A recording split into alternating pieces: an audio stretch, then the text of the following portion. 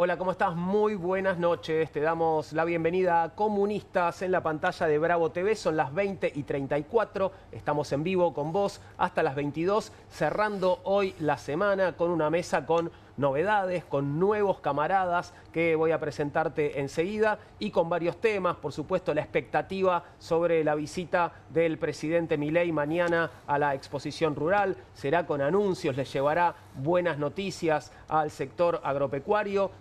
Lo sabremos mañana, pero empezaremos a analizarlo hoy. Por supuesto, vamos a hablar también de la evolución del dólar, de la misión del Fondo Monetario, si van a llegar esos 2.000 millones que están siendo esperados, pero también tenemos varios temas internacionales para tocar. Por eso hoy vuelvo a saludar y a recibir a Cecilia Deglin Ochenti. ¿Cómo estás, Cecilia? ¿Todo bien? Hola, Juan. Muy bien. Un gusto estar acá de nuevo. Muchas gracias. Bueno, vamos a entrar en el primero de nuestros temas con Cecilia, pero saludo también, girando hacia la derecha, a mis camaradas de esta noche. Tengo a Horacio Robelli, economista UBA. Bienvenido, Horacio. ¿Cómo estás? Bien, muchísimas gracias por invitarme. No, por favor, un placer. Contame un poquito. Sos economista UBA, das clases, ¿dónde te encontramos? Di clase durante 40 años en la Universidad de Buenos Aires. Bien. 40 años, ahora ya estoy jubilado. ¿Qué materia?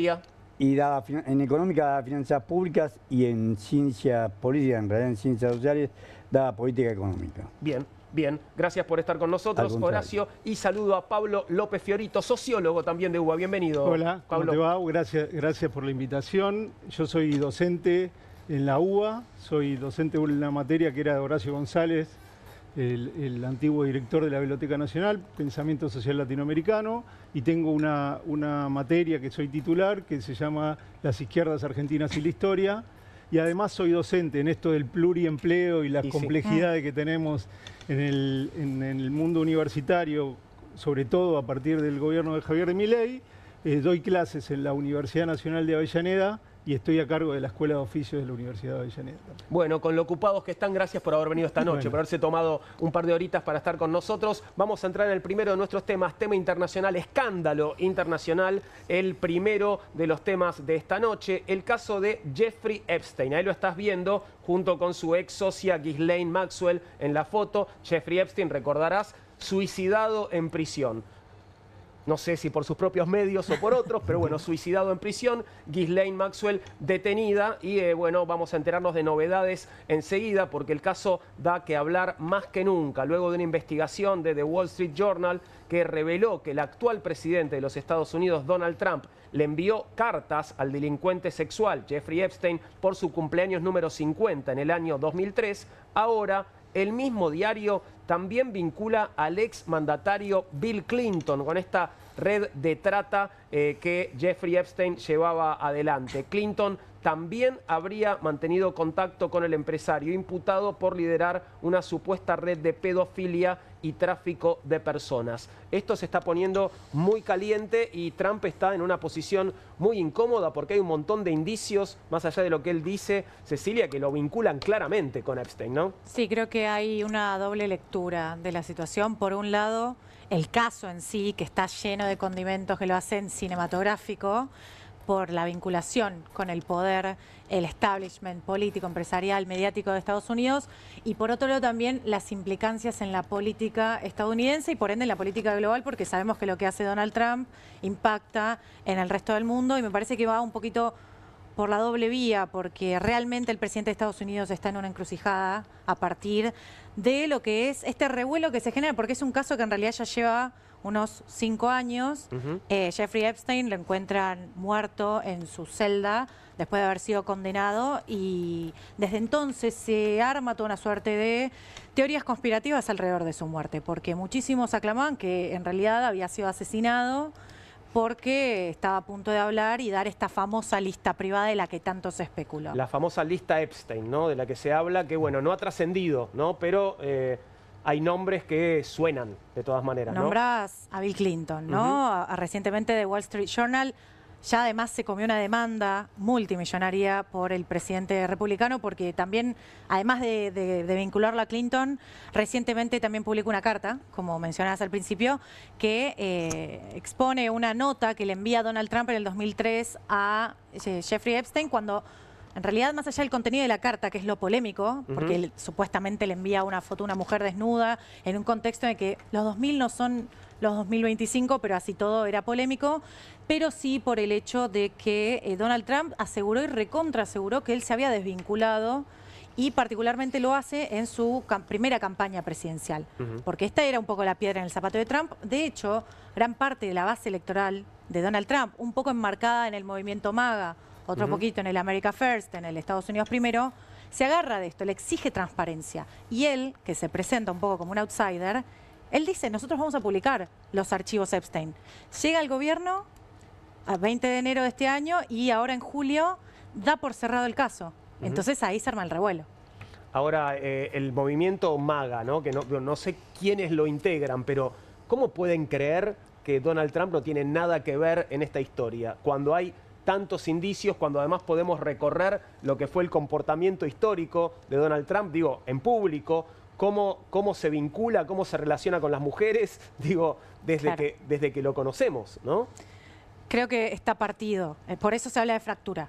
O sea, el movimiento MAGA un poquito está en shock en función de lo que prometió el presidente en campaña y lo que está haciendo ahora, lo que quizás muestra cierto, de alguna forma, oportunismo, es decir, o cierto sesgo de impunidad, de búsqueda de impunidad, porque, a ver, el movimiento MAGA, Make America Great Again, ¿no? Hacer Estados Unidos grande de nuevo. En la gorra de Donald, claro que sí. Cualquiera asumiría que es la principal plataforma de campaña de Donald Trump. Y detrás del MAGA, en realidad, ¿qué tenemos? Un speech bien nacionalista, de cierre de fronteras, de aislacionismo en política exterior. Y un poquito por otro lado también está otro componente de la base electoral de Donald Trump, que son los, vamos a decirle, los hombres blancos que un poco quedan relegados después de todo lo que fue el Me Too y el movimiento de mujeres. Es muy heterogéneo el movimiento. Ahora, respecto a Epstein, el núcleo más duro hoy por hoy está completamente enemistado con Donald Trump. Hay muchas figuras públicas que representan estos sectores, ¿no? De hecho, lo vemos al VP, a Vance, al vicepresidente, completamente callado. Él no dice nada todavía. Está viendo a ver si capitaliza algo de todo esto. Porque la realidad es que le están demandando que los muestre. El propio Elon Musk lo hizo. Sí, bueno, Elon Musk cuando rompe con Donald Trump, bueno, después se arrepintió, ¿no? Pero le entró claramente por este tema, ¿no? Hablando de que Trump estaba en la lista de Epstein. Sí, igual, o sea, lo de Elon Musk... Después lo borró al posteo, ¿no? No, después pidió disculpas, después lo volvió a decir, porque... Está bueno traerlo a Musk porque es esta lucha de egos entre los dos tipos quizás más poderosos del mundo en términos al menos occidentales, ¿no? Porque ellos se pelean en estos términos, se pelean por las redes sociales, se enrostran cosas hasta que en un momento Musk le dice, decí todo lo que vos quieras, mostrá los archivos Epstein. Poquito después, menos de un mes después, Pam Bondi, que es sería como la titular del Ministerio Público de allá, dice que ella, además, cuando asume el gobierno, había dicho, yo tengo en mi poder los archivos Epstein, se habían valentonado. Es la jefa de los fiscales. Es la jefa de los fiscales, exacto, porque esta es una investigación que involucra a distintos organismos, incluido el FBI. Estamos hablando de que son, no sé, como más de 100.000 archivos, y públicos hay apenas el 1%. Y este era un poco el jueguito de la campaña de Trump de la transparencia y del outsider que ahora viene a ponerse en jaque. Ahora, Pam Bondi que dice, esto se determina que fue un suicidio, el caso de Jeffrey Epstein, porque hay teorías conspirativas que aseguran que a él lo asesinaron para que no hable, y que además no existe tal lista privada. Entonces los que más se enojan son ese sector que exige transparencia, pero que por otro lado también, y se agarra un poco de estas teorías de contra el poder, contra el establishment. Tenemos a un tipo como Trump que viene a representar esa agenda y de repente como que nos traiciona. Es un poco la sensación que hay. Pero tan contrahegemónico se lo visualiza a Trump, porque yo lo que pienso es cómo una cosa en la primera presidencia, ahora seguir planteándose como alguien outsider, me parece que... Ya fuiste presidente de Estados Unidos en un periodo y eso ya deja ya no sos más un outsider, digamos. Pero y además, si alguna vez lo fuiste, ¿no? Y además tiene fotos, digo, uno puede decir Milei y su pelea con la casta, pero él tiene fotos con todo el andamiaje de político, económico de Estados Unidos, digamos. Por supuesto, él llegó con ese discurso. Lo que digo es, ya a esta altura, me parece que no tiene muchas posibilidades de plantearse como eso que por lo cual llegó, digamos. Ahora ¿no? sí, lo podemos dar vuelta incluso, Dale. que lleva a la ciudadanía a creer que a pesar de todo esto que estás diciendo, Trump es un outsider. Claro, pero yo creo que el voto de él en esta segunda instancia creo que está en el deseo profundo del norteamericano promedio. El sueño americano. Del Homero Simpson promedio, que quiere volver a tener la centralidad que él le promete que va a tener Estados Unidos hasta ahora, digamos, ¿no? Mientras charlábamos, bueno, íbamos viendo distintas imágenes, ¿no? Algunas las veíamos nosotros, otras las viste también en pantalla. Toda la secuencia de las fotos de Trump con Epstein en situaciones que parecen ser festivas y la verdad que son muy elocuentes, ¿no? Digo, es como... Esta foto es la que más circula porque está con Melania. Volvé al anterior, por favor, volvé al anterior, que así entramos en detalle. Y la foto anterior, por favor, que ahí la tenía, sí, justamente a Melania. Y bueno, no esta, sino la anterior. Ahí aparecía Ghislaine Maxwell. Ahí está, sí, ¿no? Esta foto es del 2003, está con Jeffrey Epstein y Ghislaine Maxwell, que ella sí efectivamente fue condenada a 20 años de prisión y efectivamente es una figura central hoy, y estamos hablando de último momento, porque... ella es la única condenada por el caso, muchos dicen que ella fue un chivo expiatorio, su familia lo dice también, y ella asegura que muchas veces ha querido presentarse ante el Congreso de los Estados Unidos para hablar de lo que ella sabe, que no se sabe, y dice que no la dejan. Bueno, hay fecha para que Maxwell comparezca, que va a ser el 11 de agosto, y es un momento que va a ser crucial porque define un poco al termómetro social en Estados Unidos, que es una sociedad que en el 2025 tiene una polarización, diría, inédita, no sé si ustedes coincidirán. Pero por otro lado también Trump se está jugando un poco la gobernabilidad, van a haber elecciones de medio término. Digamos que no le conviene, porque Trump no es Trump solo. Si bien él arrastra por su personalidad, por lo que representa, genera un efecto de arrastre de distintos movimientos políticos, quizás un poco más border, no tan republicano conservador, así todo, él necesita su base electoral para sostenerse. Porque del otro lado tiene a los conservadores que le están pisando los talones, y acá tenemos a un Vance callado, entonces hay que ver qué pasa con Maxwell, porque hay que ver qué dice. Trump Esto es lo que va a cambiar todo. Esto es lo que digo. Podría cambiar todo este testimonio. E incluso ya Trump salió a decir, yo solo quiero decir, esto lo dijo hoy, que en ningún momento dije que no aparecía en ninguna lista. Ya empieza como a cambiar. Ya está retrocediendo en chancletas, digamos, ¿no? No se entendió lo que quiso decir, pero estamos hablando de que evidentemente hay mucho miedo de que hable esta mujer que está presa desde el 2020 y todavía no la dejaron comparecer porque acá está metido no solamente miembro del Partido Demócrata, del Partido Republicano, quizás el propio Trump, todavía no está confirmado, pero lo podemos suponer, sino también personajes mediáticos, personajes del mundo empresarial, personajes de la realeza. Totalmente. El hijo de la reina Isabel II. Efectivamente. O sea, efectivamente. muy polémico. Y bueno, y tenés el caso ya de, además de mujeres que fueron tomadas por esta red de trata que se han suicidado. Claro. Sí. Eso es ahí lo tenés al príncipe Andrés, fíjate, bueno, con una de las chicas que justamente denunció y dio su testimonio, y al fondo ahí está Ghislaine, ¿no? Ghislaine Maxwell con una sonrisa también muy particular. Hablábamos del presidente Trump, pero también ahora entra en escena el expresidente Bill Clinton, que digamos ya tiene antecedentes de escándalo sexual, ¿no? Y ahora aparece como un posible involucrado en esta historia. Habló Trump de Clinton, bueno, tal vez tratando de desviar un poco la atención, ¿no? Fíjate lo que dice Trump sobre Clinton y este caso. I don't want to talk about that. What I do want to say is that Todd is a great attorney, but you ought to be speaking about Larry Summers. You ought to be speaking about some of his friends that are hedge fund guys. They're all over the place. You ought to be speaking about Bill Clinton, who went to the island 28 times. I never went to the island. You maintain you did not write a letter for Jeffrey Epstein's birthday? I don't even know what they're talking about. Now, somebody could have written a letter and used my name, but that's happened a lot. All you have to do is take a look at the dossier, the fake dossier.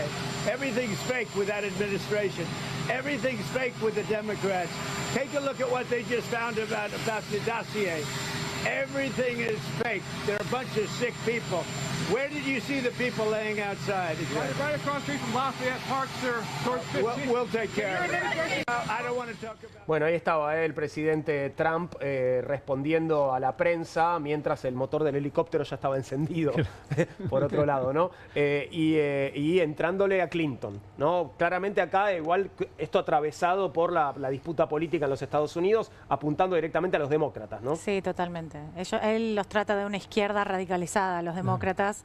Nosotros de este lado del cono sur podríamos decir que son parecidos o son lo mismo. Un poquito. Pensaba que, el hecho de la muerte de Epstein en realidad no debería ser un impedimento para que este caso se esclarezca, teniendo en cuenta que está la posible declaración de Ghislaine Maxwell, que lo debe saber prácticamente todo, casi lo mismo que sabía Epstein, ¿no? Era una persona totalmente cercana y que además participaba de la captación de personas para esta red, ¿no? Sí, sí. Y entonces, entiendo que debería poder llegarse a la verdad. El tema es, bueno, ¿qué precio va a pagar Trump por esto? Es lo que todavía no sabemos, ¿no? Sí, posiblemente ya lo está pagando, porque siempre la política me parece que se mueve por otros medios, no es necesariamente... Nosotros siento como que vemos ya la foto de algo que ya pasó. Si Trump sale a decir estas cosas es porque evidentemente se hace sentir el revuelo en sus bases. A ver, todavía tiene el apoyo de gran parte del establishment conservador, republicano, mismo Steve Bannon, que es uno de...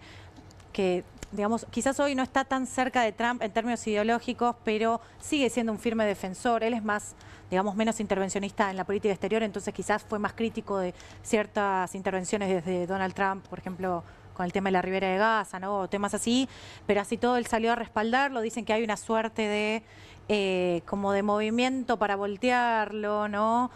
Bueno, qué sé yo, ya creo que si él sale a hablar en estos términos, fíjense, como decías, quizás es un chivo expiatorio pegarle a Clinton. No quiere decir que lo exculpe a Clinton, porque dijo que además fue 28 veces, de un dato súper exacto.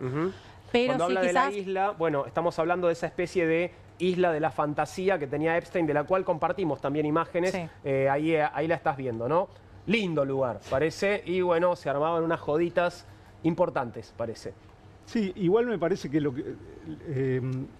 lo que va a depender el acompañamiento de la opinión pública a Donald Trump va a depender más de las transformaciones económicas que realmente pueda hacer que del efecto de este evento. Me parece que esto también tiene que ver con la forma en que los Estados Unidos comunican y la espectacularidad que le da a estos eventos también, ¿no? Me parece que todo depende de eso. Me parece que en términos económicos las transformaciones y la expectativa que se hizo el ciudadano norteamericano promedio con Trump no se ha cumplido, porque había una expectativa de generación de empleo, de cerrar las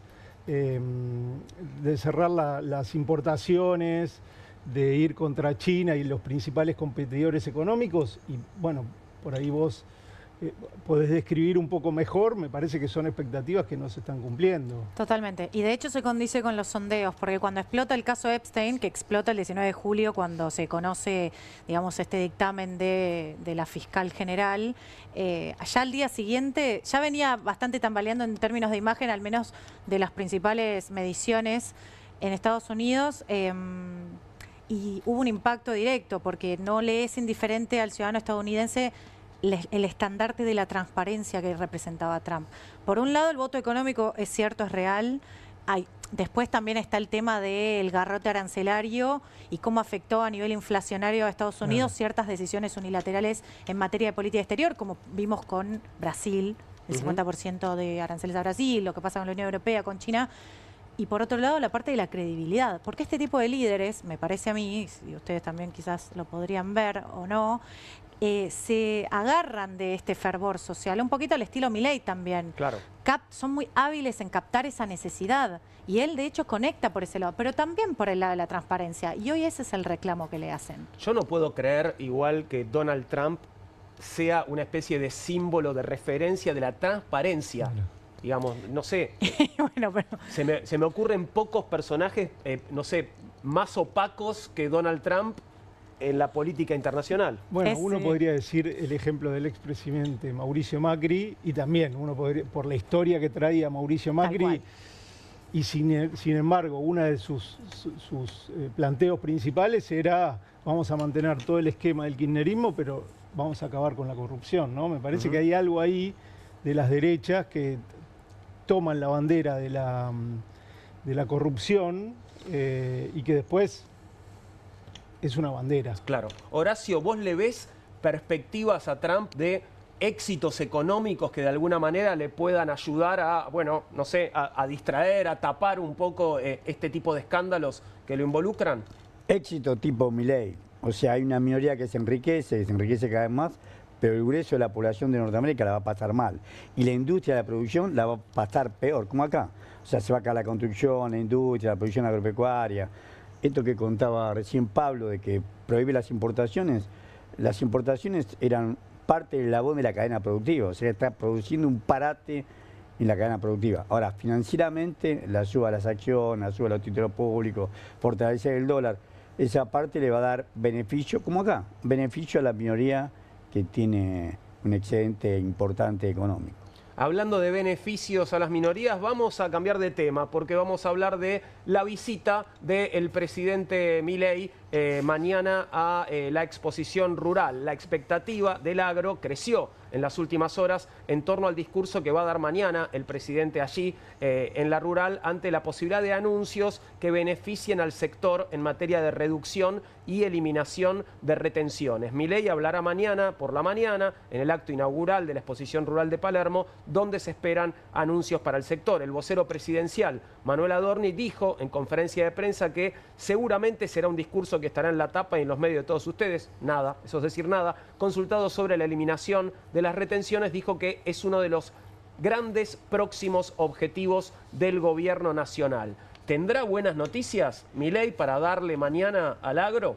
Lo mismo, al agro no, solamente a los productores rurales, a los productores de la ganadería bovina, porque el agro, al revés, el agro había tenido una reducción de aranceles en el primer semestre para que liquiden exportación y liquidaron las dos cámaras, Ciara, que es la Cámara de Industria Aceitera de la República Argentina, y sé que es el Centro de Exportadores de Cereales, liquidaron un 35 más que el año pasado, que habían tenido la evaluación del 100% del 2023. O sea, liquidaron. La idea de bajarle los derechos de exportación, las retenciones, en el primer semestre le dio resultado. Ahora, en el caso de la producción agropecuaria es distinto. En la producción agropecuaria tiene muy baja retención. Lo que puede decir el presidente es que hasta le puede eliminar la retención. Durante el año pasado pagaron solamente retención 140.000 millones de pesos. A tipo de cambio oficial, 120 millones de dólares. Toda la producción... Nada, no pagan nada. O sea, esto hacen circo con esto. Ellos realmente lo que quieren festejar es el grado de libertad que tienen, de fijar los precios que quieren. Un ejemplo claro y concreto, el gobierno se jacta que aumentó la jubilación mínima para el mes de septiembre, la llevó a 314.303 pesos. Un aumento de 5.010 pesos. 5.010 pesos por mes.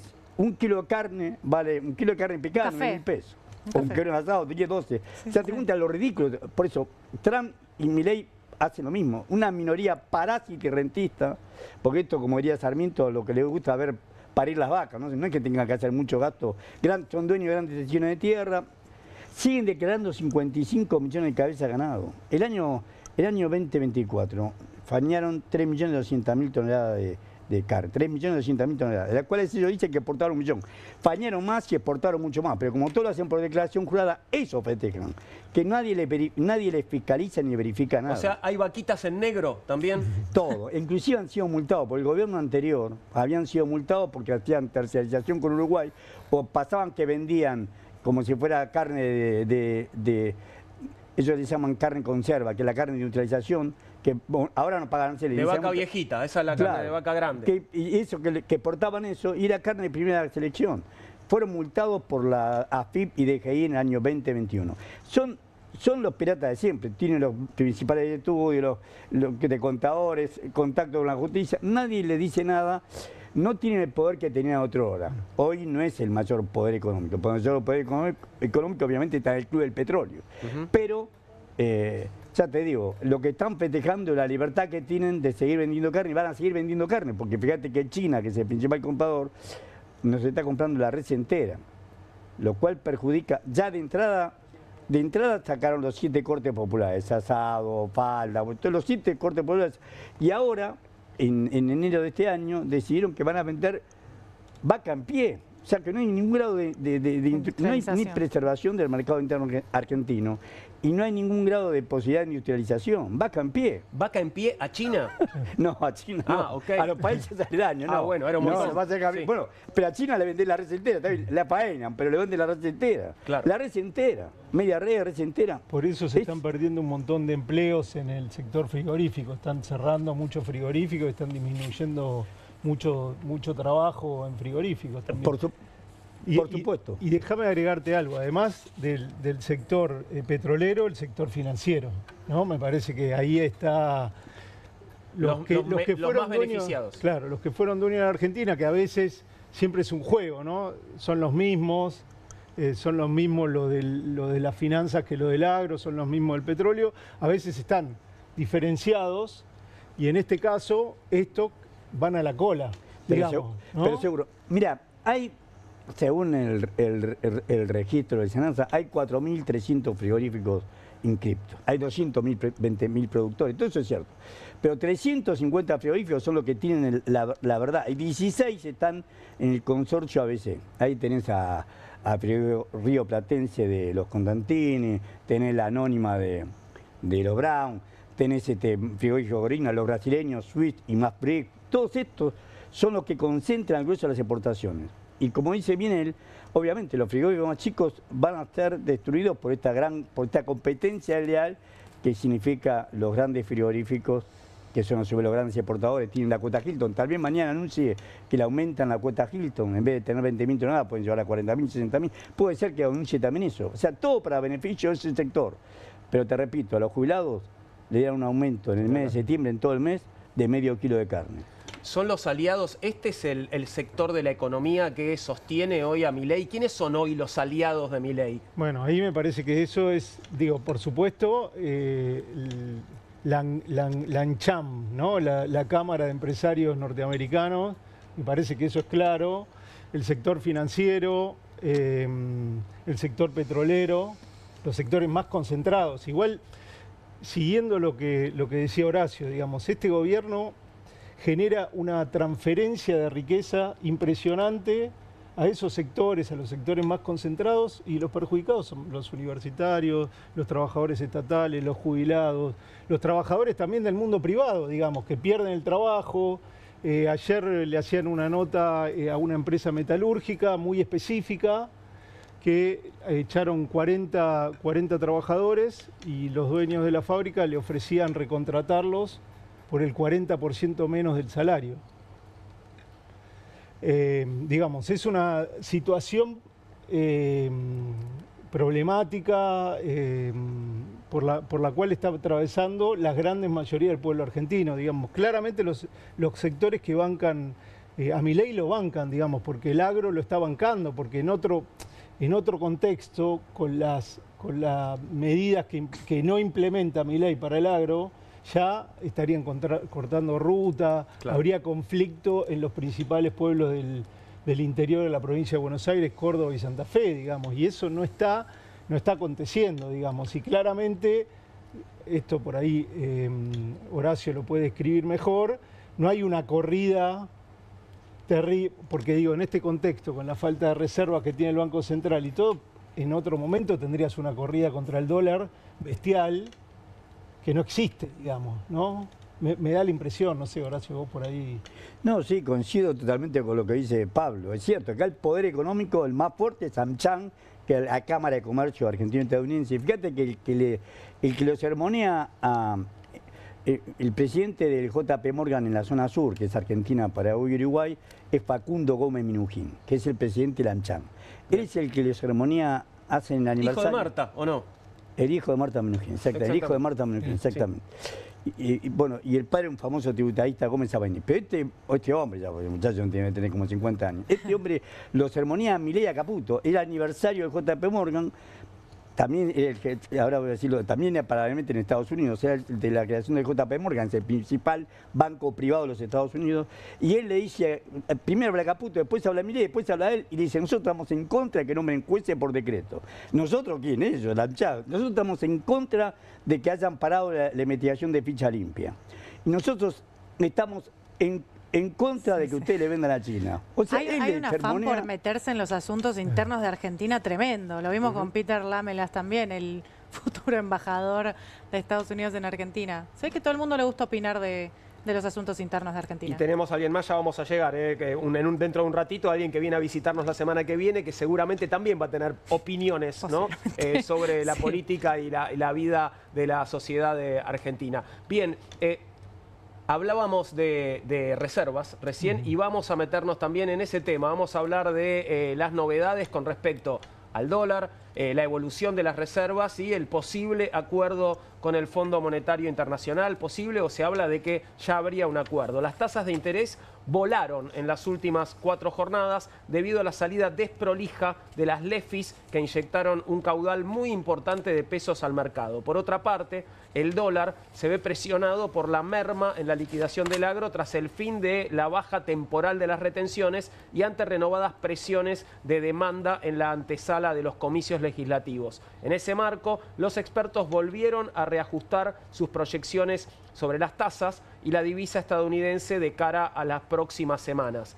Por otro lado, el Fondo Monetario anunció que alcanzó un acuerdo a nivel de staff técnico con el gobierno sobre la primera revisión de metas de reservas en el Banco Central y de superávit. El directorio del organismo debatirá la semana que viene el resultado de las negociaciones y podría aprobar un desembolso de 2.000 millones de dólares. Ahora, no entiendo cómo es esto, Horacio, de que se llega, el Fondo Monetario dice que alcanzó un acuerdo a nivel de staff técnico, pero la meta de reservas Argentina no la cumplió. Esto demuestra claramente que lo del Fondo Monetario Internacional es una pantomima más. El Fondo Monetario Internacional le responde obviamente a Estados Unidos. El único que tiene poder de veto es Estados Unidos. Scott Bessent, que es el ministro de Economía de Estados Unidos, allá se llama secretario del Tesoro, vino el 14 de abril. Claro. ¿Por qué vino acá? Para garantizar el acuerdo. O sea, él es que tiene poder de veto y es uno de los gobernadores del Fondo Monetario Internacional por ser el ministro de Economía de Estados Unidos, el secretario del Tesoro. Bueno, la Argentina es el principal deudor con el Fondo Monetario Internacional. La Argentina le está debiendo, sin estos 2.000 millones de dólares que van a venir ahora, 56.400 millones de dólares. El que le sigue es en Egipto, tienen la décima de lejos. O sea, ¿por qué tiene esta prerrogativa Argentina? Bueno, acá viene lo que decía recién Pablo. ¿Cuál es el trasfondo de todo esto? Ellos nos quieren endeudar, que nos endeudemos. Que nos endeudemos permanentemente. ¿Por qué esa deuda la van a convertir en empresas públicas? Ya empezaron con el 22 de este mes, publicaron en el boletín oficial la venta de Aguas Argentinas. Van a venir por todo, van a venir también por... También está la nueva licitación de Belgrano Carga. Pero además van a venir por el Banco Nación. Detrás del Banco Nación está BlackRock, que es el gran peso pesado en Estados Unidos. BlackRock, detrás del Banco Nación, van a venir por YPF. De hecho, el juez de esa ridícula jueza Loreta Presca, una jueza municipal. Es como si a nosotros nos jugara, la jueza de San Isidro jugara a Estados Unidos, una jueza municipal. Manhattan será la capital financiera del mundo, lo que vos quieras, pero es un municipio entre los estados de Nueva York. Claro. Loreta Presca, con una cosa remanida, por encima de nuestra Constitución, por encima del derecho internacional que dice claramente que un país no puede ser jugado por otro, menos por un municipio. Bueno, sin embargo, estamos ahí en juicio. Ahora, ¿cuál es el oficio de Caputo? Caputo es amigo, vive en el mismo barrio, un barrio exclusivo en las afueras de Nueva York, de Gerardo Gerry Mato. Gerardo Gerry Mato llegó a ser CEO del HSBC. Pero para un poco, ¿Luis Caputo? Sí, sí. Pero que no, ahora vive acá, decime, o se va todos los fines de semana a la casa allá. Escuchá, no, vive acá, pero cambió el domicilio para estar acá porque está cumpliendo funciones. Pero después eran vecinos hasta el 2000, hasta antes del 10 de diciembre del 2023. Tuvieron que hacer los 5 principales figuras de este gobierno. Los 5 viven en Nueva York, en barrios exclusivos de Nueva York, los 5. Luis Toto Caputo, el ministro de Economía, Santiago Bausile, el presidente del Banco Central, Vladimir Wernicke, el vicepresidente, José Luis Deza, el viceministro, y Pablo Quirino, el secretario de Finanzas. Los 5. Todos neoyorquinos. Y los 5 viven, ¿para quiénes trabajan? Para estos grandes fondos que están atrás. Detrás del Fondo Monetario Internacional está BlackRock. Detrás del Fondo Monetario Internacional está BlackRock, Vanguard, Fidelity, Pinco, Gramercy, Greylock. O sea, el capital financiero Manhattan es el que maneja el Fondo Monetario Internacional. Te voy a contar una cosa que sé de buena fuente, no puedo decir la fuente como los periodistas. El 28 de enero, Luis Cuvedú, que es un otro, nació en Venezuela, pero vivió toda su vida en Nueva York, como Caputo. Caputo se hizo en el JP Morgan.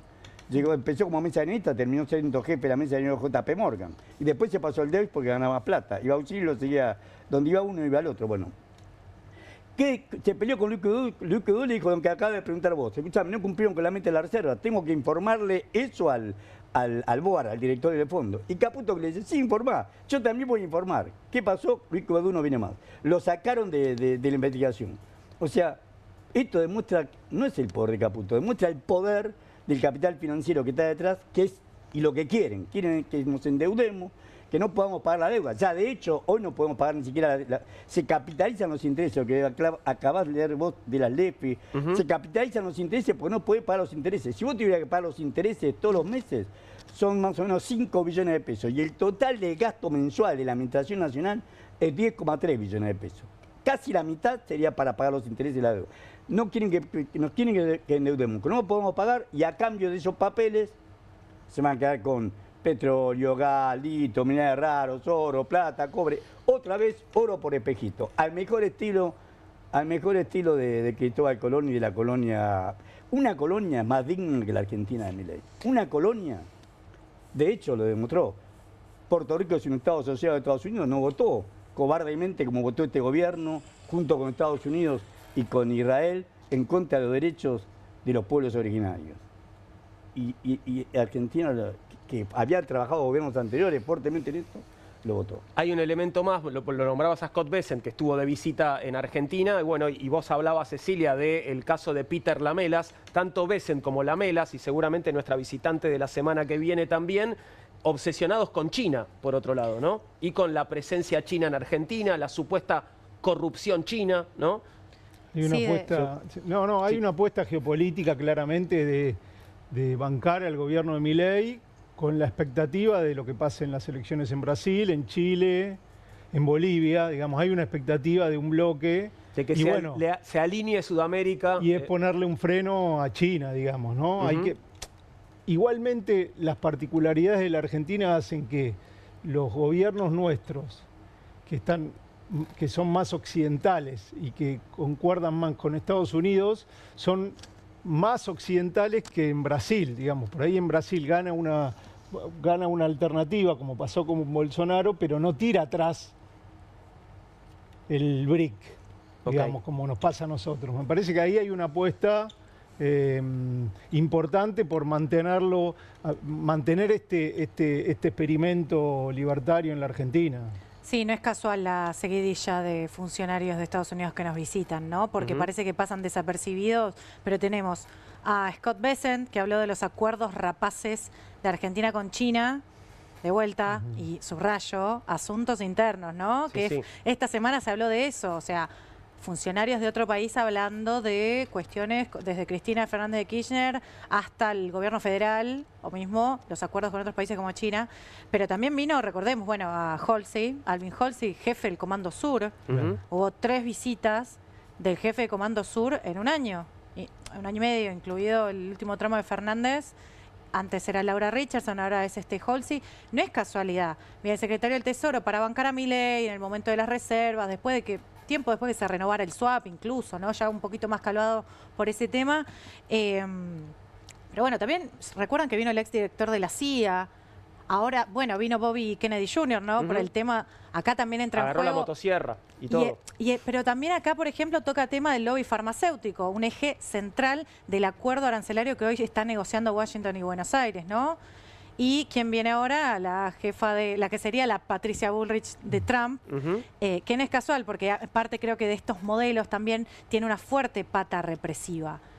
Ahora, ¿en cuánto lleva Milei de presidente y cuántos altos funcionarios visitan este país? Cuando todavía Donald Trump no lo hizo, cuando todavía Javier Milei no visitó, por ejemplo, oficialmente ningún país de la región, exceptuando a Paraguay, se ausenta de la CELAC, se aleja de Brasil, no reacciona como socio del Mercosur, por ejemplo, ante el garrote de Donald Trump porque se enojó, porque lo están enjuiciando a Jair Bolsonaro. Y entonces le sube los aranceles a Brasil. Porque, claro, de una manera unilateral.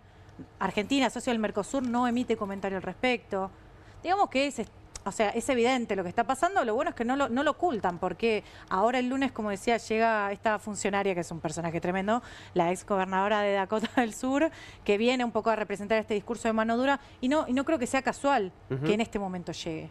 Y Argentina es cierto lo que dicen. O sea, Argentina, por más de que a nosotros nos quieran vender lo contrario, es un actor que en el siglo XXI pisa fuerte porque tiene recursos que hoy por hoy son vitales para la competencia estratégica, no de Estados Unidos y de China, sino a nivel multipolar. ¿Te referís a recursos naturales en este caso? Recursos naturales, no solo el litio, las tierras raras hoy son más importantes que el litio, porque las reservas del litio incluso tienen como cierta limitación, porque el litio para el uso de las baterías ya hasta quedó viejo. Hoy se habla de las tierras raras como el mineral del futuro. Y Argentina compite en las grandes ligas, compite en energía nuclear.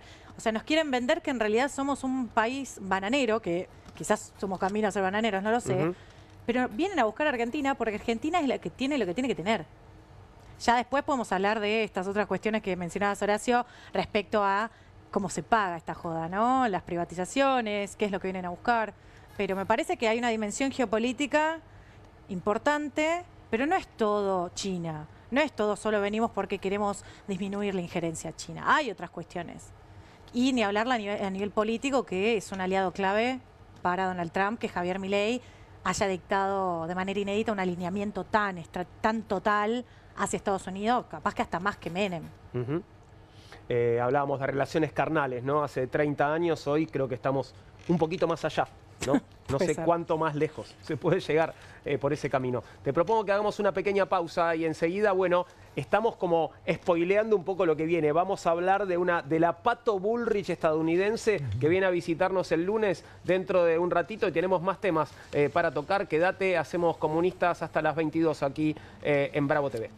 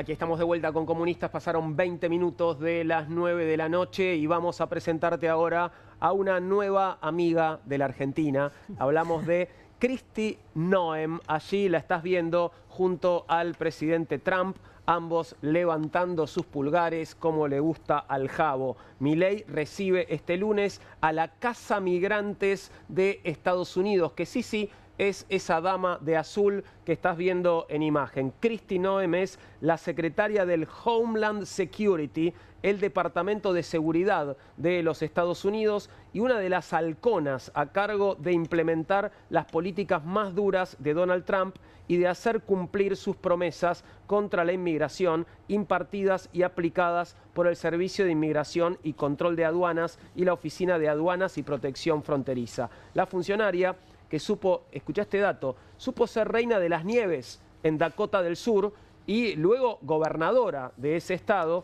es apodada la Casa Inmigrantes y suele esbozar en las redes sociales duros videos y publicaciones contra el arribo de extranjeros, sobre todo latinoamericanos, a los Estados Unidos. La cuestión de la seguridad fronteriza es un punto en común de Trump y la administración de Milei, que también endureció la legislación migratoria con mayores controles y hasta un pago de seguro y aranceles en salud y educación para los extranjeros. Milei conoció a Noem en abril pasado, cuando ambos fueron premiados en la Gala de los Patriotas Americanos en Mar-a-Lago. ¿Te acordás de aquel viaje? De aquel viaje del presidente Milei a Mar-a-Lago, que no se entendía, bueno, si se iba a encontrar o no con Trump, si hubo foto o no, que Trump llegó más tarde, pero tuvimos un montón de fotos de Milei con señoras muy elegantes, ¿te acordás? Y que él pagó su cena, además. Todo ese asunto. Bueno, Mar-a-Lago, la residencia de Trump, aquel evento fue frustrante para el libertario argentino porque esperaba encontrarse con Trump, pero eso no ocurrió. De todas maneras, después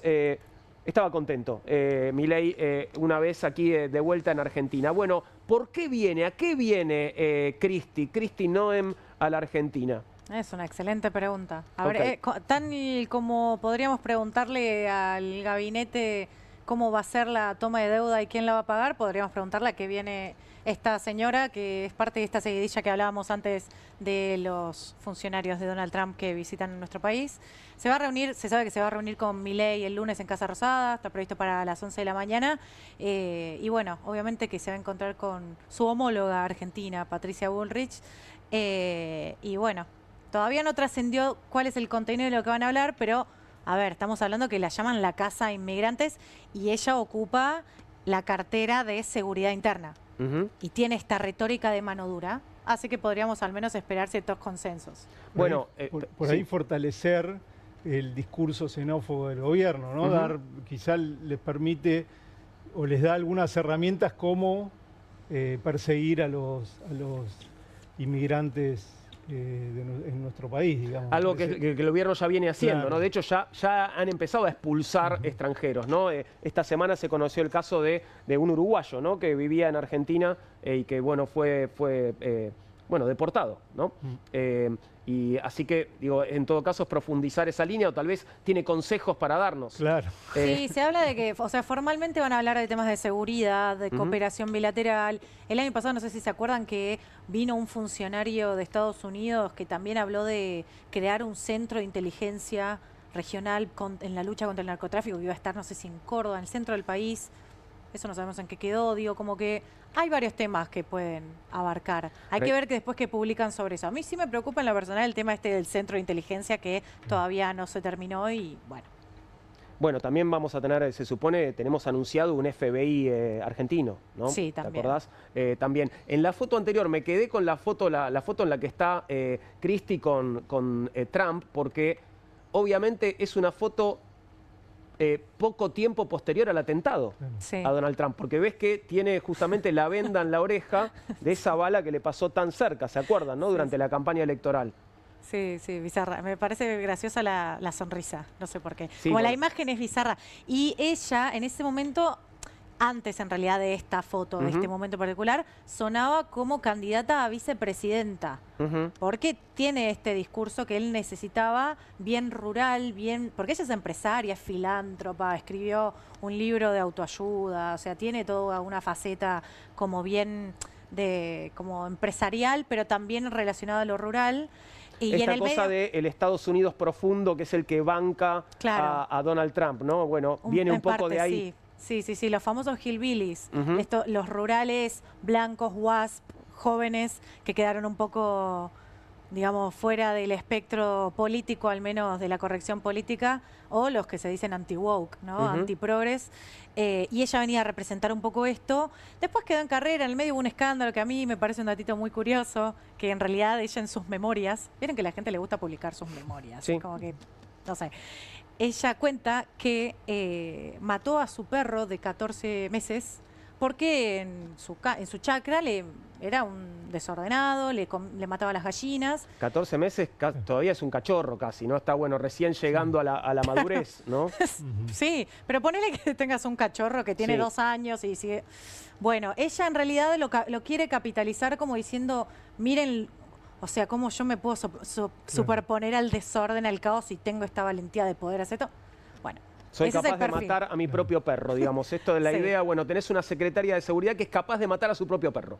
No sé qué dice esto, pero me resulta un poco inquietante. Por ahí una buena visualización de ese público objetivo que representa esta candidata, esta funcionaria, es la serie Ozark. Ujú. La serie Ozark en Sí, el sur. la el conozco, personaje- pero no la vi, así que Ah, contá un poquito, por favor. Bueno, la Sin serie spoilear. Ozark. Sí. Ay, Bueno, qué difícil. Un Bueno, no, poco. está planteada en un pueblo en el interior, rodeado por lagos, y está vinculado con el narcotráfico. Está también la historia de, son la mayoría, o hay familias que son esclavistas que quedaron oprimidas por el Estado de Estados Unidos, pero sobre todo el perfil de esos blancos que son dejados de lado en el progreso ujú. que es Estados Unidos y lo que Estados Unidos implica, digamos. Ahora podríamos buscar afinidades que son bastante claras, ¿no? Entre Christie o la política antiinmigratoria de Donald Trump y la del gobierno de Javier Milei, ¿no? Algo así como que los mexicanos y los centro y sudamericanos para Estados Unidos son lo que los ciudadanos de países limítrofes es para la administración de Milei, ¿no? Sí, claramente en el discurso, bueno, me acuerdo el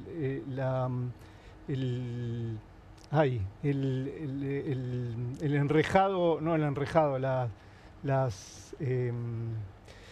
¿Cuántas letras? Claro, no, a desalambrar. El alambrado que Sí. puso... El muro. El muro. El alambrado que puso Patricia Burrich para ir Bolivia de Sí. Salta. Sí, Efectivamente, Y que era eso un alambrado cortito. Y esa era la demostración de autonomía. Y después descubrieron en algún medio periodístico a los pocos kilómetros de ahí que cruzaban en balsa libremente distintas cosas, digamos, que no tenían control. Era un alambrado bastante fácil, Era un digamos, alambrado fácil, de digamos. filtrar, ¿no? Digamos, Sí. no había como demasiada posibilidad de cerrar una frontera allí, ¿no? No, pero claramente en el gobierno de Javier Milei hay una posición profundamente xenófoba, discursiva, que ataca, en cierto sentido, a los migrantes latinoamericanos o de los países limítrofes nuestros, los ataca profundamente y quiere hacer lo de Donald Trump, Ujú. llevarlos. Después hay que ver los trabajos que hacen esos migrantes también, la importancia que tienen, por ejemplo, los migrantes de los países cercanos, de Bolivia, que se encargan de hacer todo el entramado de huertas para que nosotros tengamos verduras y frutas, y ese trabajo que es súper esclavizante y lo hacen ellos. No sé quién lo va a hacer si expulsan a esos migrantes a otros países. No hay una conciencia del peso específico y del aporte que hacen esos migrantes a la Constitución de la Argentina y a la economía argentina, ¿no? Hay una pata institucional también, porque que también me parece que se toca, porque está esto de la voluntad de estos líderes o la voluntad política por sobre la institucionalidad del derecho, es decir, yo puedo detener a quien yo quiera Sí. y que nadie me venga a buscar. De hecho, hace poco esta funcionaria de Trump compareció ante el Congreso y le preguntaron, O sea, el gobierno no puede detener a cualquier persona y eyectarla del país. De hecho, han habido muchos casos de ciudadanos estadounidenses expulsados de Estados Unidos. Y ella le preguntaron, ¿vos sabés de qué se trata esto? ¿Sabés lo que es un habeas corpus? ¿Cómo inciden? Le dijo, yo solo sé que el presidente puede expulsar a quien quiera.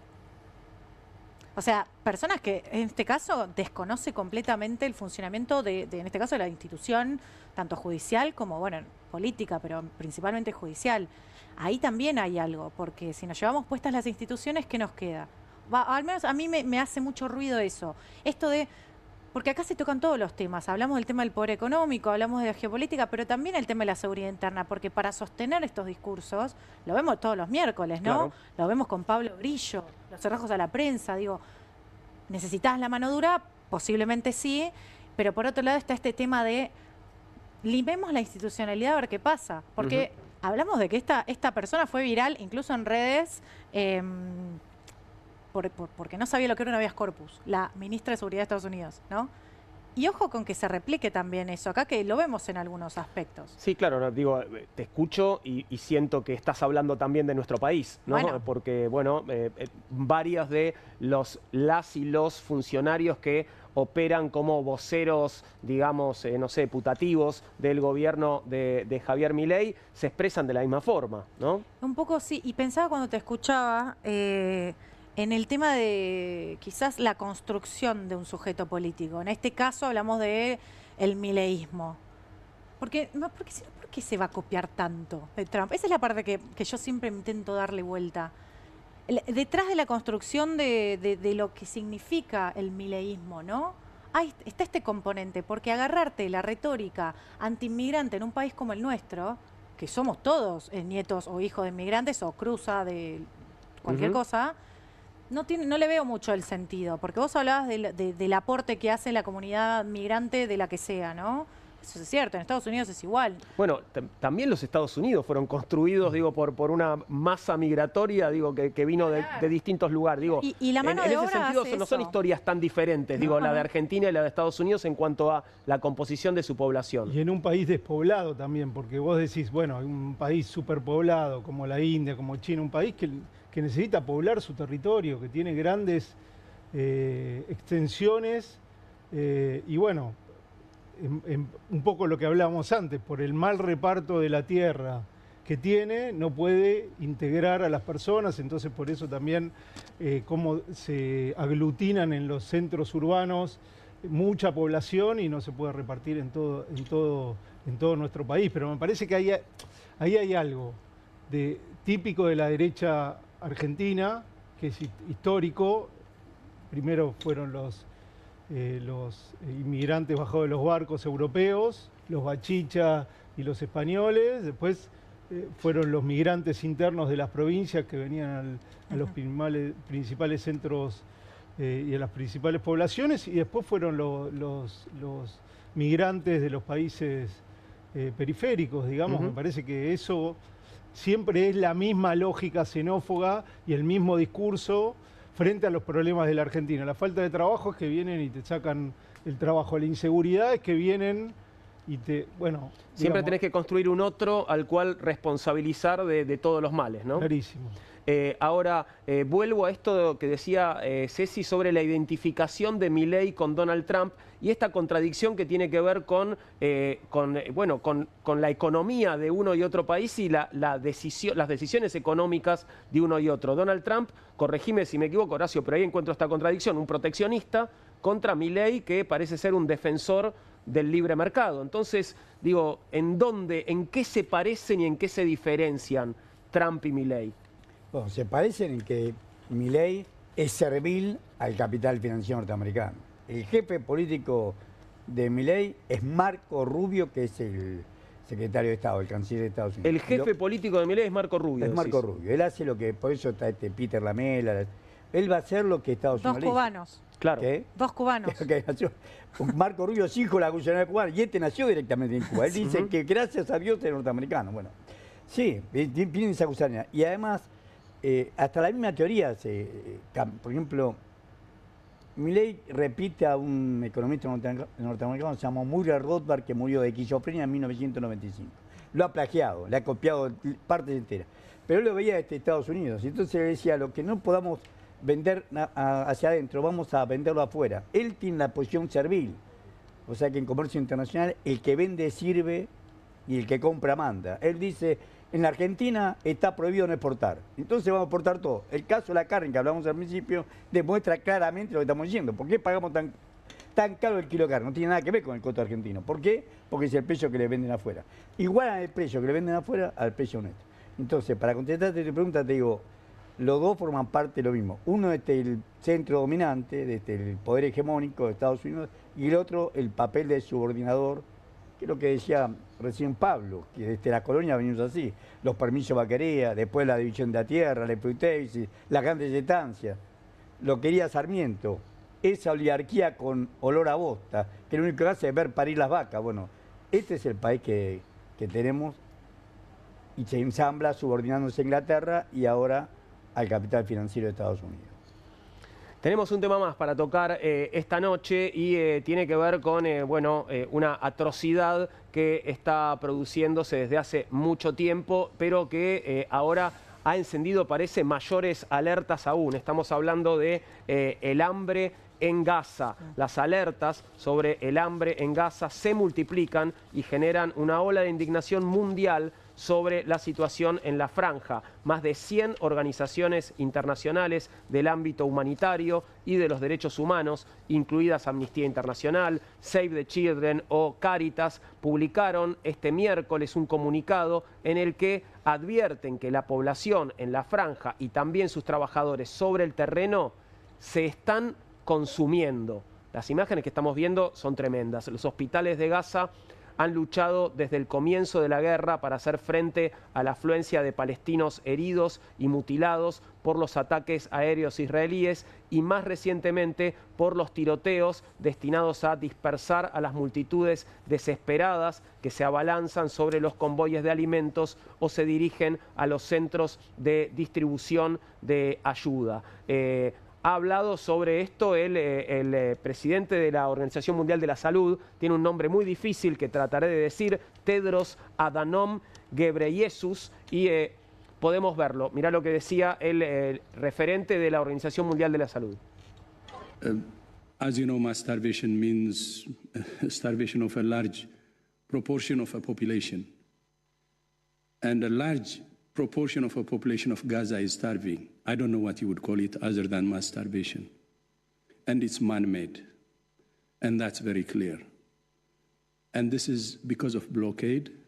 And I have said it in my statement, more than 80 days of blockade straight. And then, of course, there is opening now, but it's not enough. It's just a trickle. And people are starving. Imagine 1,026 people have died while trying to feed themselves.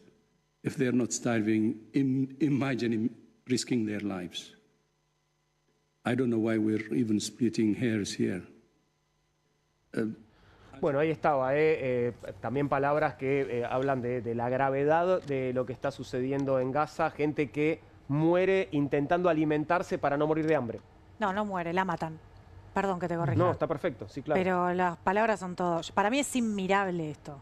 Y ahora nosotros estamos viendo las imágenes de las personas atestadas esperando la provisión de alimentos y no estamos viendo las imágenes de los niños desnutridos, pues posiblemente capaz que hasta te levantan el programa, Juan, así que, pero digo, no lo digo yo, hoy ya después del nivel que alcanzó esta masacre de la gente de la Franja de Gaza, ya los principales medios del mundo ya no tienen pudor y empezaron a hablar y salieron titulares en todos los diarios del mundo. Enseguida los vamos a ver. Ah, perfecto, buenísimo. Sí, sí. No tenía ese dato respecto a paren este horror con las fotos de los nenes desnutridos. Estamos hablando de que, o sea, la ONU hoy publica el dato, 1 de cada 5 niños en Gaza están desnutridos y hay 6.000 camiones cargados hasta el tope con comida lista para entrar y no la dejan entrar. ¿En qué cabeza cae? Chicos, yo perdón, a mí acá se me sale a mí lo periodístico, porque supuesto.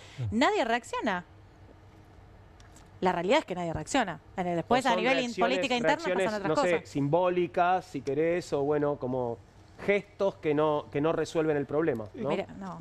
No, y mismo AFP, AP, Al Jazeera, las principales agencias de noticias internacionales que todavía sostenían la cobertura a través de periodistas freelance, ya están pidiéndoles a las autoridades de Israel que les permitan sacar a sus periodistas, porque los periodistas se están muriendo de hambre. Salieron también hace poco un periodista de Al Jazeera que se puso a llorar porque mientras estaba cubriendo, un nene desfallece y se ve en vivo.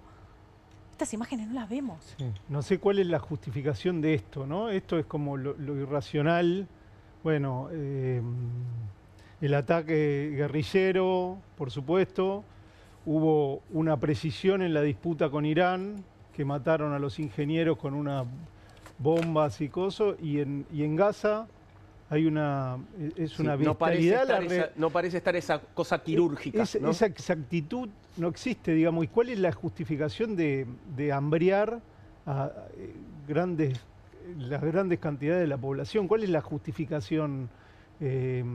¿No? Hay abiertamente muchos plantean un genocidio que nadie podría discutir, digamos, porque con estas imágenes y las otras imágenes que describía y que no las estamos viendo ahora, pero que son desgarradoras, de los chicos desnutridos, que se le ven los huesos, digamos, hay una cuestión de que esto así no puede continuar, que le hace mal, por supuesto, en primera instancia, a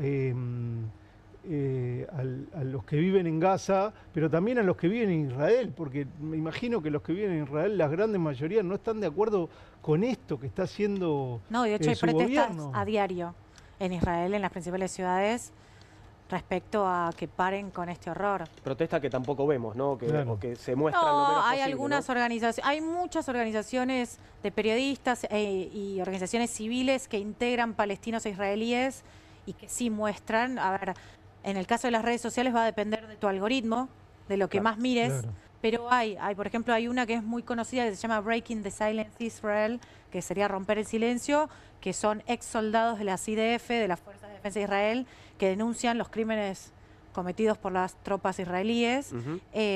Así como esa, hay un montón de otras que tienen que ver con, digamos, una visión más que salta a la censura, porque pareciera que no se puede hablar de eso, ¿no? La realidad es que el 7 de octubre del 2023, todo lo que vino después, no se habló tanto. Ahora ya es algo que creo que es insostenible, por eso lo vemos en todos lados, pero estamos hablando de otro nivel. Se está hablando, vos hablabas del genocidio. Es una palabra muy jodida, perdón por por francés, favor, sí. pero porque incluso se está debatiendo a nivel juristas internacionales respecto a si Israel está cometiendo un genocidio, porque se trata de un tecnicismo legal. Claro. Hay indicios de genocidio, hay indicios de crímenes de guerra. Por parte de, por ejemplo, el primer ministro israelí, Benjamin Netanyahu. Indicios, pero ¿por qué no se han podido confirmar esos indicios? Se está investigando, la Corte Penal Internacional está investigando a través del fiscal Karen Khan, pero estamos hablando de que el Tribunal Penal de La Haya, el primero, que dató esto, lo digo porque me parece un dato copado, Argentina es pionera en Derecho Penal Internacional, todavía es una investigación que está en curso y que se hace porque Israel, de oficio, no investiga a sus propias Fuerzas Armadas y a su propio gobierno. Entonces, lo que pasa en el Parlamento israelí también ¿Te resulta familiar? Claro. Ahí es cuando entra la justicia internacional. De hecho, esto es importante porque lo vamos a escuchar al primer ministro de Israel diciendo la Corte Penal Internacional es antisemita, cuando en realidad simplemente está investigando porque otro Estado firmante de esa organización no lo hace. Si Argentina hoy, por ejemplo, estuviese acusada a nivel estatal de terrorismo de Estado y no investigara a su gobierno, la Corte Penal Internacional podría investigar a las autoridades argentinas, ¿no? Lo hace cuando se acaban las vías locales. Esto está pasando, por eso también es importante lo que pasa a nivel interno en Israel. Porque el Parlamento israelí, y esto, digo, no sé en cuántos lugares lo habrán visto, lo hablábamos un poco antes. Me lo acabas de contar y me pareció muy impresionante. Contadlos, por favor, para todos. El Parlamento israelí, por mayoría, aprueba la ocupación efectiva de Cisjordania, de los territorios ocupados, no solamente de Gaza, sino de Cisjordania. O sea, ¿no? hablamos de anexión directamente. Hablamos de anexión, literalmente lo que quizás se da más en la práctica, porque muchos denuncian un régimen de apartheid en los territorios palestinos ocupados. Ahora hay una resolución emitida por el Parlamento de Israel, aprobada por mayoría, hubo una gran oposición también, pero digo, fue aprobada, y a la par también se dieron muchas reuniones en el Knesset respecto a negocios inmobiliarios, por ejemplo, en la Franja de Gaza. Porque otras imágenes que se vieron, además de estas que vimos de la gente con hambre o gente asesinada mientras esperaban los corredores humanitarios, es en la parte del norte de la Franja de Gaza, donde ya no hay nadie, parece Hiroshima todo, claro. en 1945, se están demoliendo un montón de lo que queda de los escombros, se están demoliendo porque ya se está ocupando ese lugar porque hay negocios inmobiliarios detrás. O sea, chicos, esto tiene un montón de dimensiones. Escandaloso por donde lo mires, ¿no? Sí, creo que igual el tema de... O sea, de las imágenes no de los niños, de toda la gente que se está muriendo de hambre, siglo XXI, todos mirándolo por las redes, los principales líderes del mundo no haciendo nada, creo que eso igual es el titular porque estamos hablando de la deshumanización para cometer estos crímenes que ya son insostenibles. Repasamos los portales de diarios internacionales que están hablando de esto, como bien nos decía Cecilia, bueno, ya... se ha perdido, digamos, la autocensura, de algún modo se está terminando, ¿no? The New York Times, los gazatíes mueren de inanición. El Programa Mundial de Alimentos, dependiente de la ONU, dijo esta semana que la crisis de hambre en Gaza había alcanzado nuevos y asombrosos niveles de desesperación, con un tercio de la población sin comer durante varios días seguidos. Un tercio de la población sin comer durante varios días seguidos. Esto en el New York Times. Pasamos a otro portal, por favor. Ahí tenés El País. El hambre en Gaza desata una ola de indignación mundial para frenar la guerra. 100 organizaciones internacionales denuncian una hambruna masiva en la franja, donde otras 10 personas más han muerto por inanición en las últimas horas. Y finalmente tenemos a The Guardian. Bueno, esto está en inglés, pero ahí tenés sobre todo las imágenes, ¿no? Bueno, we have faced hunger before, but never like this. Habíamos enfrentado el hambre antes, pero nunca como esta vez, ¿no? Y, no sé, las imágenes creo que en este caso hablan solas, ¿no? No hay mucho que agregar. Y hablabas de protestas y tenemos imágenes también de protestas por Gaza en distintas ciudades del mundo, ¿no? Hay protestas, imágenes de protestas en Chicago.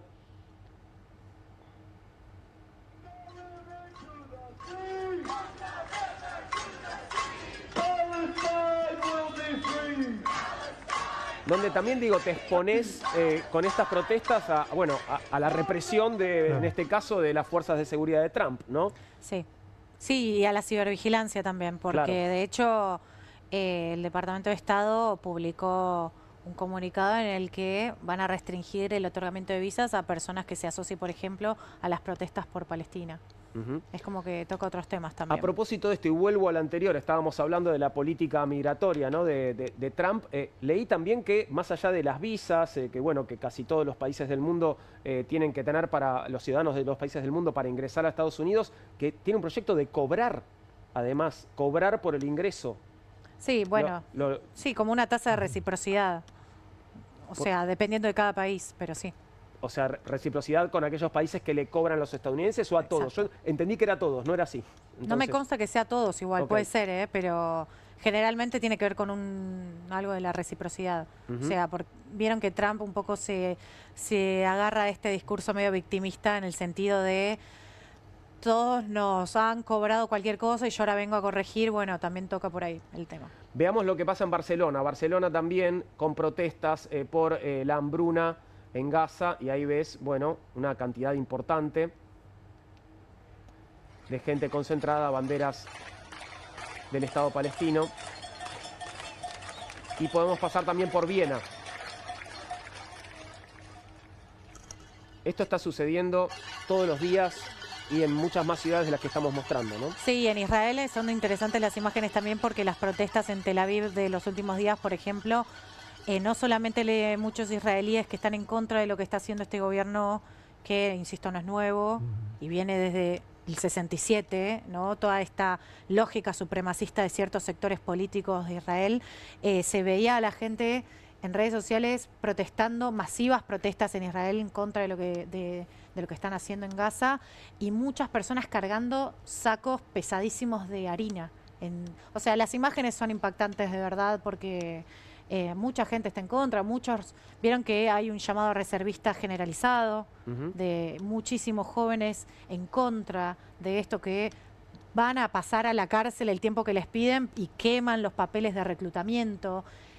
O sea, Israel gente está que se partido. resiste a ser reclutada. Claro. Exacto, generalmente son movimientos jóvenes que tienen sus propias organizaciones en contra de el accionar no solo de este gobierno, sino del accionar que sostuvo tanto el Likud como sus aliados de la extrema derecha nacionalista religiosa de Israel, que tienen esta política colonizadora, ¿no?, de los territorios que ellos consideran que son de ellos porque los dice la Biblia. Entonces es como que son muchísimos condimentos muy complicados de lo que está pasando. Bueno, mientras tanto, digo, mientras nosotros estamos hablando acá, se está muriendo gente. Claro. Seguramente, ¿no? Sí, sí, y de hambre. Claro. Y con 6.000 camiones cargadísimos con miles de toneladas, cientos de toneladas de alimentos que están en Rafa, que están ahí para entrar y no pueden entrar por el bloqueo. ¿Y las Naciones Unidas? No, las Naciones Unidas, justamente los camiones son de las Naciones Unidas, pero el problema es que a la ONU nadie le hace caso tampoco. Acá si nadie aplica sanciones a Israel como hicieron con Irán cuando no quiso seguir negociando el tema del acuerdo nuclear, o a Venezuela por las violaciones, denuncias a violaciones de derechos humanos. Si no aplican sanciones, Israel creo que, o el gobierno israelí, lo que sí se dio cuenta en esos últimos 2 años es que pueden seguir avanzando porque el costo hasta ahora, Claro. nadie redujo la cantidad de armas. Ahora salieron los europeos, mismo Josep Borrell acaba de decir hace muy poco, nosotros perdimos la credibilidad absoluta. Los europeos, le digo, yo como europeo, yo no puedo hablar más de derechos humanos. Claro. ¿Y qué hay de esta decisión de Macron de reconocer al Estado palestino? Lo había anunciado, lo había dejado entrever hace un par de meses, se espera que lo haga en septiembre, ellos van a auspiciar una cumbre con Arabia Saudita y se espera que lo haga ahí. Y yo creo que ahora con las imágenes que vemos ahora, ya digamos que no le queda mucho margen de dudas. Hay que ver, porque Macron, yo no lo asociaría, o sea, se lo asocia a la centro, al espectro más de centro izquierda, pero hasta el momento tampoco hizo nada, no aplicó sanciones. Quizás después de lo que hablábamos de que el Parlamento israelí aprobó la ocupación, la anexión de Cisjordania, quizás eso lo haya envalentonado un poco para poner un poquito de paños fríos a la situación, considerando también que Medio Oriente es un polvorín, ¿no? Porque Palestina, tenemos a Irán que defiende la causa palestina abiertamente. Hay que ver. Bueno, un escenario más bien complicado, ¿no? Mientras tanto, en Argentina, bueno, ya sabemos más o menos lo que nos espera de aquí a bueno, lo que va a pasar mañana, por ejemplo, en la exposición rural, con la visita de Milei. ¿Se va contento, se va aplaudido? ¿Qué, si tenés que apostar, qué decís? ¿Lo aplauden mañana a Milei? Ya te digo por qué, lo van a aplaudir porque la libertad avanza para ellos. Ellos tienen la libertad de hacer y deshacer, hacen todo por declaración jurada, no pagan impuestos, son dueños de la tierra, viven de rentas. Sí, claro, no, pues, viven de que el Estado haga la vista gorda y son pocos los estados que se han metido mano en el poder económico. Está el detalle morboso también de, bueno, se vuelve a encontrar tal vez con Jorge Macri, ¿no? Por ejemplo, con quien ha tenido, bueno, ese saludo negado en el último encuentro público y la posible presencia también de Victoria Villarruel, ¿no? ¿Estará Victoria Sería Villarruel allí? divertido. Ay, por favor, Es que una vaya. novela, digamos, Sí, sí, prácticamente. No creo, Una con lo que novela le dijo después, no de creo. la cual somos víctimas, digamos, Sí, sí. ¿no? Pero seguramente el presidente tiene como la disputa, bueno, ya se ha generalizado la idea de que va a haber listas a diputados autónomas de la Libertad Avanza respecto del PRO, después de hacer el acuerdo en Provincia de Buenos Aires. Me parece que eso lo distancia de Jorge Macri. Y bueno, la vicepresidenta es una traidora, ¿no? Claro. Según el discurso general. Y bruta. Y bueno, fue bastante leve con la calificación. vicepresidenta, ¿no? Sí. Con la calificación, con las calificaciones que nos tiene acostumbrados, ¿no? Sí, eso fue liviano. En Claro, este caso, fue liviano. Podría subir la apuesta. Bueno, camaradas, hemos llegado al final. Por hoy les agradezco que hayan venido. Ha sido un placer tenerlos aquí y bueno, los espero cuando quieran. Por otro lado, Ceci, vos sos de la casa, así que me tenés que abrir la puerta a mí, en realidad. Vamos, adelante. Muchas gracias. Que tengan un muy buen fin de semana. Gracias por todo. A vos también, gracias por habernos acompañado. Enseguida tendrás a QR en la pantalla de Bravo TV. Buenas noches.